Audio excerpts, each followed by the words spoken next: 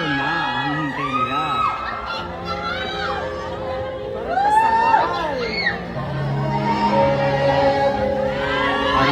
Makikita sa backstage na napaka-sweet ni na Fiang Smith at JM Ibarra para sa kanilang TV series screening na Love is Never Gone. Kasama sina Ivana Alawi at Joshua Garcia at marami pang iba.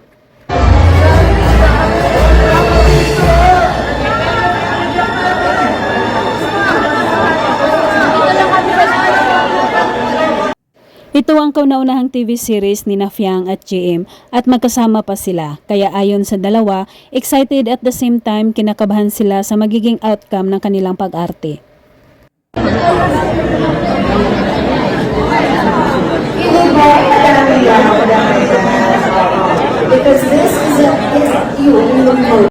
Napaka-clingy talaga ni Fiang Smith pagdating kay JM Ibarra at ganun din si JM kaalaga kay Fiang. Laging magka-holding hands ang dalawa na tila ayaw malayo sa isa't isa. Yes.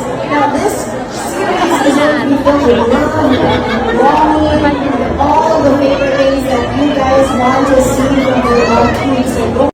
Di katagalan lumapit si Ivana Alawi sa kanila na nakatayo lang din kasama si Joshua Garcia na nasa backstage para sa kanilang pag-re-ready sa kanilang screening. There's so many people who work along this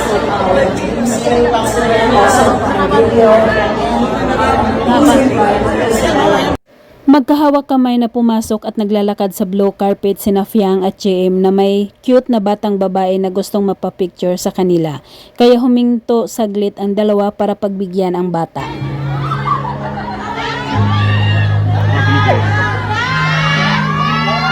Basta po saglit. Basta po saglit. Pagkaakyat ng dalawa sa stage bago magsimula ang screening, ibinigay kay Fiang ang mikropono para magsalita at mag-promote para panoorin ang Love is Never Gone. Ayan, malapit na lumabas yung nag-promote. So guys, today ko na itong opportunity na to. Please watch. Agaw pansin ang pagbubulungan ni na Fiang at JM habang ina-interview pa ang ibang cast ng naturang TV series. Mukhang nakakatawa ang sinabi ni Fiang dahil makikita sa mukha ni JM na malaki ang ngiti nito.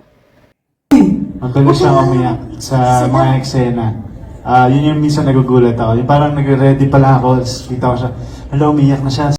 Iba din naman talaga ang face card ni na Ivana Alawi at Fiang Smith, parehong napakaganda ang mukha habang kinukuhanan silang lahat ng picture.